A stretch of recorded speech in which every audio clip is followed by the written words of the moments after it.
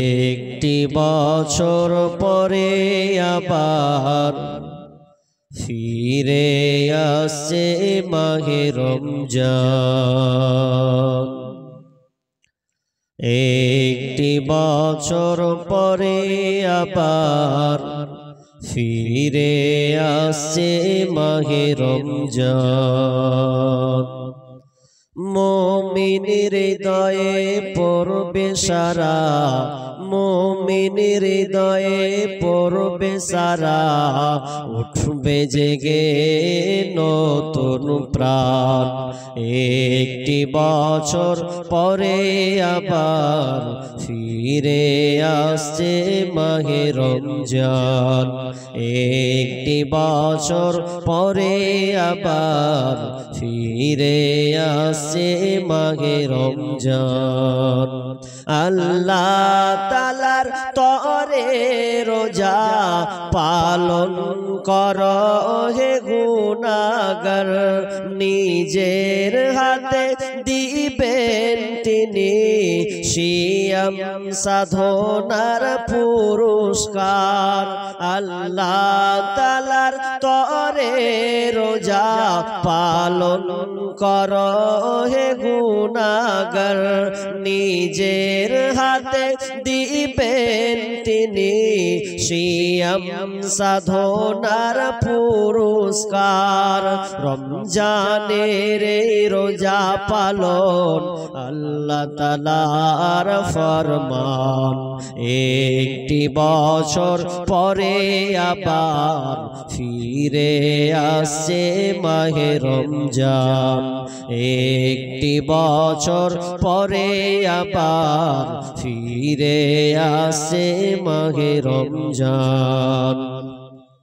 রমজানেরই মাসে প্রভু সত্য পথে গর্ব জীবন, বিপদ আপদ থাকবে না যে, ঠিক মতো হয় যদি রোজা পালন।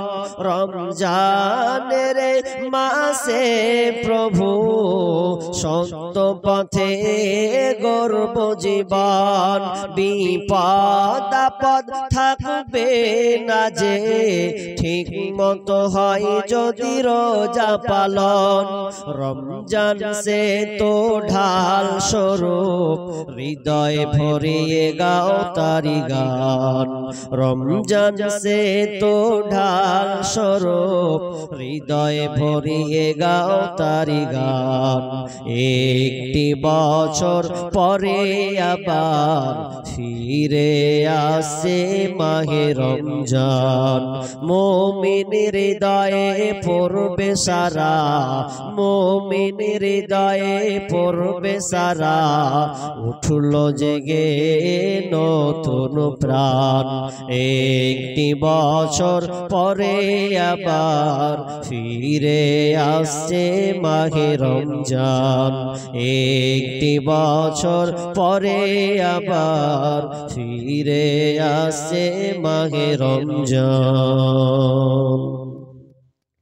উপস্থিত সম্মানীয় সুযোগ্য আজকের এই জলসার স্বনামধন্য সভাপতি, মঞ্চে উপবিষ্ট ওলামায়ে কিরাম, দূরদূরান্ত থেকে আগত সম্মানীয় অতিথিবৃন্দ, আমার সম্মুখে বসে থাকা ছোট বড় দিনদার ইমানদার মুমিন ভাই সকল ও পর্দার অন্তরালের প্রজেক্টের মাধ্যমে দেখনেওয়ালি সম্মানিতা মা ও বোনেরা,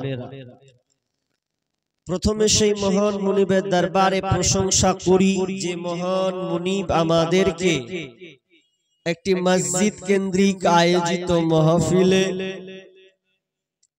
কোরআন ও হাদিসের আলোচনা শোনার ও আমল করার যে একটি সুযোগ তিনি আমাদের দিয়েছেন, সে আল্লাহ সুবহানাহু ওয়া তাআলার প্রশংসা জ্ঞাপন করি, বলি আলহামদুলিল্লাহ। অতঃপর শান্তি বর্ষিত হোক সকল নবীদের উপর, বিশেষ করে আমাদের শেষ নবী জনাবে মুহাম্মদুর রাসূলুল্লাহ, আমরা সবাই বলি সাল্লাল্লাহু আলাইহি ওয়াসাল্লাম। আমি আপনাদের সম্মুখে মহাগ্রন্থ আল কোরআন থেকে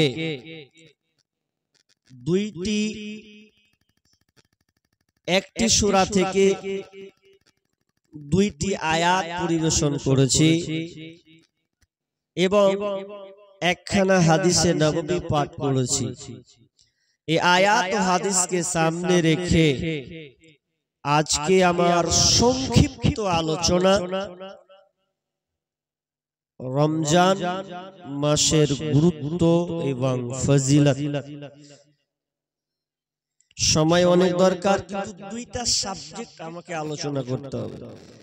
কিছুক্ষণ আপনাদের সিয়াম সম্পর্কে আলোচনা করব, আর যে মেইনলি যে কাজ আজকে আমরা এই মসজিদের জন্য জলসা করেছি এই দিকে লক্ষ্য রেখে কিছু কথা বলবো ইনশাআল্লাহুল আজিজ।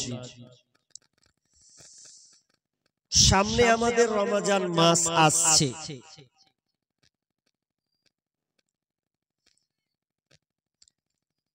আতাকুম শাহরু রমাদান, রমজান মাস সমাগত, সামনে আগত মানে আসছে।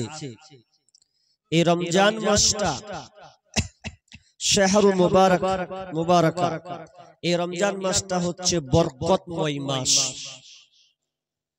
তো এই মাস এত গুরুত্বপূর্ণ যে অন্যান্য মাসের চেয়ে ভিন্ন। আরবিতে 12টি মাস আছে, তার মধ্যে একটি গুরুত্বপূর্ণ মাস, সেটা হচ্ছে রমজান মাস। আমরা এই রমজান মাসে সিয়াম রাখবো ইনশাআল্লাহ, অনেকে নিয়ত করেছি। কারণ এই সিয়ামটা ফরজ একটা ইবাদত, এটা ফরজ। ইসলামের খুঁটি স্তম্ভ আছে, সেটা হচ্ছে 5টি। আল বুনিয়াল ইসলাম ওয়ালা খামস, শাহাদাতি আল্লা ইলাহা ইল্লাল্লাহ ওয়া আন্না মুহাম্মাদার রাসূলুল্লাহ ওয়া ইকামিস সালাহ ওয়া ইতাইজ যাকাহ ওয়াল হজ্জি ওয়া শাওমি রমাদান। এই 5টা হচ্ছে ইসলামের খুঁটি স্তম্ভ। তার মধ্যে আমরা যেটা নিয়ে আলোচনা করব সেটা হচ্ছে সিয়াম। সিয়াম বা রোজা যেটাকে আমরা বলি, এই রোজাটা অ্যাকচুয়ালি এটা ফার্সি শব্দ। এর আরবি এক বচন হচ্ছে সওম, বহু বচন হচ্ছে সিয়াম, মানে কোনো কিছু থেকে বিরত থাকা। সিয়াম কাকে বলে, এর আবিধানিক অর্থ কি আপনাকে সোজাভাবে বুঝতে হবে যে প্রাপ্ত বয়স্ক নর এবং নারী সুবে সাদিক থেকে নিয়ে সূর্যাস্ত পূর্ব পর্যন্ত খাওয়া পান করা, যৌন সঙ্গম এবং অশ্লীলতা থেকে দূরে থাকার নাম, বিরত থাকার নাম হচ্ছে সিয়াম। তাহলে সিয়াম খুবই গুরুত্বপূর্ণ। সিয়াম কেন এত গুরুত্বপূর্ণ মাস, এটা আমাদেরকে আগে জানতে হবে। আল্লাহ এই সিয়ামকে কেন নাজিল করলেন, কি ফায়দা আছে, এই কয়েকটি বিষয় আমরা সংক্ষেপে ইনশাআল্লাহ জানার চেষ্টা করব, যাতে আপনার দিল আগ্রহিতা, তার ঈমানি জাজবাটা যেন আপনার আরো প্রফুল্লতা হয়, বেড়ে ওঠে। আল্লাহ সুবহানাহু ওয়া তাআলা এই সিয়াম সম্পর্কে কি বলছেন আমরা একটু লক্ষ্য করি। বিসমিল্লাহির রহমানির রহিম। ইয়া আইয়ুহাল্লাযীনা আমানু কুতিবা আলাইকুমুস সিয়াম কামা কুতিবা আলাল্লাযীনা মিন ক্বাবলিকুম লাআল্লাকুম তাত্তাকুন। আল্লাহ রাব্বুল আলামিন ঈমানদারকে সম্বোধন করে বলছেন, ইয়া আইয়ুহাল্লাযীনা আমানু, হে ঈমানদারেরা, কুতিবা আলাইকুমুস সিয়াম, তোমাদের উপরে এই রমজান মাসের রোজাকে সিয়ামকে ফরজ করা হলো। তোমাদের উপরে এই রমজান মাসের রোজাকে ফরজ করে দেওয়া হয়েছে। কুতিবা আলাইকুমুস সিয়াম কামা কুতিবা আলাল্লাযীনা মিন ক্বাবলিকুম, এবং তোমাদের পূর্ববর্তী যারা চলে গেছেন তাদের উপরে রমজান মাসের রোজা ফরজ ছিল। শুধু আমাদের উপরে এই রমজান মাসে রোজাকে ফরজ করা হয়েছে তাই নয়, আল্লাহ আমাদেরকে স্মরণ করিয়ে দিয়েছেন তোমাদের উপরে যেমন রোজা ফরজ করা হয়েছে, শুধু তোমাদের উপরে নয়, পূর্ববর্তী তোমাদের খানদান যারা বংশ পরম্পর যারা নবী আউলিয়া তাদের উপরেও এই রমজান মাসের রোজা ফরজ ছিল। তবে এই রমজান মাসের রোজা কি তা এই আমাদের বর্তমান যেভাবে চলে সেরকম কি রোজা? না না না, এক একটা নবীর এক এক রকম সিয়ামের একটা নিয়ম জারি ছিল। যেমন নূহ আলাইহিস সালামের সময় রাসূল সাল্লাল্লাহু বলছেন, নূহ আলাইহিস সালামের যুগে এই নবীরা তাদের সেই কম তার দলেরা রমজান রোজা রাখতো কেমন? তো ঈদুল ফিতর এবং ঈদুল আযহা বাদ দিয়ে তারা সারা বছরে রমজান আপনার কিনা সিয়াম পালন করত।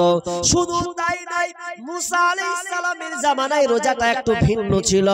বিশ্বনবী যখন মক্কা থেকে মদিনা হিজরত করলেন, হিজরত করার পর তিনি দেখতে পেলেন ইহুদিরা সিয়াম রোজা রাখছে। তাদেরকে জিজ্ঞাসা করা হলো যে তোমরা এই রোজাটা কিসের রোজা রাখছো?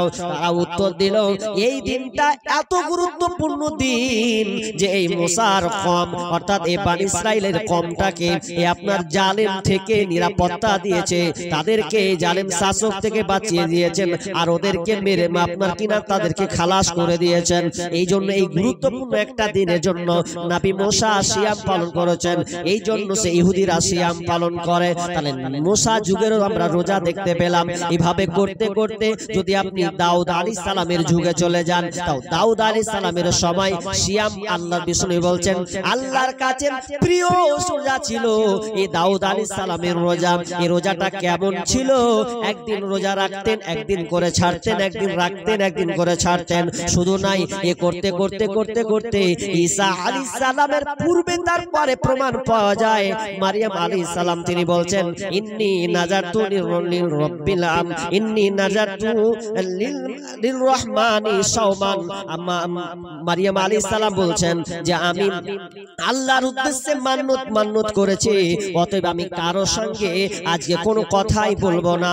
সূরা মারিয়াম 26 নম্বর আয়াত। তার মানে এতগুলো থেকে প্রমাণ পাওয়া যায় পূর্বের রোজা নিয়ম প্যাটার্ন একটা নিয়ম সিস্টেম ছিল, কিন্তু আমাদের মতন এই রোজাটা ছিল না। শুধু তাই নয়, তার চেয়ে আরো কঠিন ছিল। দ্বিতীয় হিজরিতে এই রমজান মাসের রোজা ফরজ হলো দ্বিতীয় হিজরিতে, কিন্তু তার পূর্বে যে রোজাগুলো ছিল খুবই জটিল, এবং রোজা হলো তারপর রোজা হয়েছে খুবই জটিল। কেমন জটিল? প্রমাণ পাওয়া যায় যে মাগরিবে রোজা ধরবে বা রাত্রে রোজা ধরবে, এই মাগরিব থেকে নিয়ে এশার মানে মধ্যেকার সময়টা, এই সময়ে খাওয়া দাওয়া করে নিল, ব্যাস ঝামেলা শেষ। এবার তারপর যখন রোজা ভাঙবে বা ইফতার করবে, তো ইফতার করার সময় ও খাবার খেতে হবে, তা ভাঙতে হবে। এখন যদি ওই লোকটা খাবার যদি না খেয়ে যদি কোনো রকম যদি ঢুলে যায়, ঘুমিয়ে যায়, তাহলে ওকে আর কিছু খেতে হবে না, ও খেতে পাবে না। আবার ওকে পুরোনায় আবার ওকে একটা দিন রোজা রাখতে হবে। কত ঝামেলা, খুবই কষ্ট ছিল। কিন্তু আমাদের জন্য আল্লাহর রাসূল তিনি আমাদের জন্য সহজ করে দিয়েছেন। 12 ঘন্টা আমরা এই রোজাটাকে রাখি খুব সহজ। তাহলে আমরা অত্র আয়াত থেকে বুঝতে পারলাম যে শুধু আমাদের উপরে ফরজ ছিল না, পূর্ববর্তী লোকদের উপরে ফরজ ছিল। কেন? আল্লাহ বলছেন লাআল্লাকুম তাত্তাকুন, আমি তোমাদেরকে আল্লাহ ভীরু বানাবো, তোমরা মুত্তাকি হবে, তাকওয়াবান হবে। এই জন্য আমি তোমাদের উপরে এই রমজান মাসের রোজাকে ফরজ করে দিলাম। তাহলে রমজান মাসের রোজা আমাদেরকে ধরতেই হবে, কোনো বাহানা কিন্তু আমাদের চলবে না। এখনকার লোক দেখবেন, কিছু লোক আছে দেখবেন এই যে রমজান মাস আর কটা দিন বাকি আছে, এখন থেকে লোক ওকে বলতে হবে না, ও দিন গুনবে কদিন আছে হে, আর যেদিন হয়ে গেল ওর অ্যাপেন্ডিসাইটিস শুরু হয়ে গেল, মানে কি ও রোজা রাখবে না, সেইখানে মানে একদম একেবারে রোগী হয়ে গেল, বাহানা খাটাবে। এখন পাথর, খুব পাথর আছে পেটে, রোজা রাখতে পারবো না, ডাক্তারে মানা করেছে, কি আর বাহানা। কায় একবারে একখানি করে চাঁদিতে তেল মাখ বেঁধে বলবে ব্যারাম, কি হলো চাচা? বলছে ব্যারাম হয়ে গেছি। কেন? যে সামনে রোজা আসছে ওই জন্য ব্যারাম। রোজা রাখবে না। অনেক লোক আছে স্ত্রীকে আগে বলছে ভাত দে, লাগা দুয়ার, ভাত খুল। এখন স্বামীর মেয়ের বাঁচার লেগে ওকে ভাত খুলতে হবে, কিছু করার নাই। এখন খায়ও বসে বসে। আপনাদের এলাকায় এদিকে নাই, আমাদের বাড়ির পাশে এরকম আছে, ওর স্বামী ওর স্ত্রীকে বলছে ভাত দে, না তো থোত না উড়িয়ে দেবো, ভাত দে। এখন কি করবে? স্বামীর মেয়ের কথা সহ্য করবে? ভাত খুলে দিতে হচ্ছে। এখন রোজার দিনও ভাত হারাম খাচ্ছে। শুনেলেন? আল্লাহ সুবহানাহু ওয়া তাআলা যারা সফর করবেন কিংবা রোজা কোন ক্রমে রাখতে পারবেন না, অসুস্থ, সে পরে রেখে দিবে। কিন্তু যারা বাহানা করবে যে আমি রোজা রাখতে পারবই নাই, তাদের শুনেলেন আল্লাহ তাআলা বলছেন ফিদিয়াতুন তুআমুল মিসকিন। কি করতে হবে? রোজা যদি রাখতে না পারো তাহলে ওই প্রতিদিন জয়টা পারবে না তো একটা মিসকিনকে অন্নদান খাবার দিতে হবে। তো আপনার দিনে কত টাকা খরচা হয়? যদি আপনার দিনে 100 টাকা খরচা হয়, ধরেলেন 3 বেলায় 200 টাকা যদি 3 বেলার ভাত যদি আপনার খরচ হয়, তাহলে একদিনের খাবার মিসকিনকে দিতে হবে। তাহলে 200 টাকা দিলে অন্তত আপনাকে, আর আমি 100 টাকায় ধরছি, 100 টাকা ধরলেও 30টা যদি রোজা আপনি না রাখেন যে আমি পারবো না, সামনে পারবো না, পরেও গেলু, তাহলে আপনাকে মিসকিনকে ওই কি করতে হবে? 3000 টাকা ফেলে দিতে হবে। এখন 3000 কথা যখন শুনবে তখন দেখবেন টাটকা হয়ে যাবে, টাকা দিতে যাব না, রাখি কষ্ট করে, টাকাটি খামখা দিব আমি? জি না, মাপ নাই, আপনাকে রাখতে হবে। বিশ্বনবী বলছেন, আল্লাহ রাসূল মিম্বারে উঠলেন, মিম্বারে উঠে প্রথম ধাপ আমিন, দ্বিতীয় ধাপ আমিন, তৃতীয় ধাপ আমিন। সাহাবীরা তো আশ্চর্য হয়ে গেলেন যে আল্লাহ রাসূল এটা আবার কেমন হলো? এতদিন খুতবা দিলে, এতদিন মিম্বারে উঠলে, কোনদিন এরকম তো শুনলাম না। সাহাবীরা প্রশ্ন করছেন, মা কুনতা হাদা তাসনাউ হাদা, ইয়া রাসূলুল্লাহ আপনি এই রকম কেন করলেন? আপনাকে তো আমরা কোনদিনের আগে কোনদিন দেখলাম না। এবার বিশ্বনবী বলছেন, ও আমার সাহাবীরা, এই মাত্র জিবরিল আমিন এসেছিল। আমি যখন প্রথম সিঁড়িতে পা দিলাম, তো পা দেওয়ার পর তিনি একটি জিবরিল আমিন এসে বলল, যে ব্যক্তি বিশ্বনবীর নাম শোনার পর, যে ব্যক্তি বিশ্বনবীর নাম শোনার পর, এক কথায় আমার নাম শোনার পর দরুদ পড়ল না, ওই ব্যক্তিটা ধ্বংস হয়ে যায়। ধ্বংস কে? আল্লাহ রাসূলের নাম শুনলো, নাম শোনার পর আপনি করে বসে আছেন, দেখবেন অনেক লোক জুম্মার খুতবা শুনে মসজিদে কতবার মৌলবীতে যে বলে মুহাম্মদ, আর আপনি খেলাল খাপড়ার মতন এরকম করে আছেন। মুখ নড়াতে হবে। যেমনি কোন কেউ আপনার সামনে মুহাম্মদ শব্দটা নেবে, তখন আপনাকে বলতে হবে কি সাল্লাল্লাহু আলাইহি ওয়াসাল্লাম। যদি না বলেন কি হবে? বদদুয়া। আমার বদদুয়া লয়, নবীর বদদুয়া। কি? আমিন বলা মানে যে নবীর নাম শোনার পর দরুদ পড়ল না, ওই ব্যক্তিটা ধ্বংস হয়ে যায়। নাম্বার 2 নম্বর সিঁড়ি পাম। এবার বলছেন তৃতীয় কেন আপনি বললেন?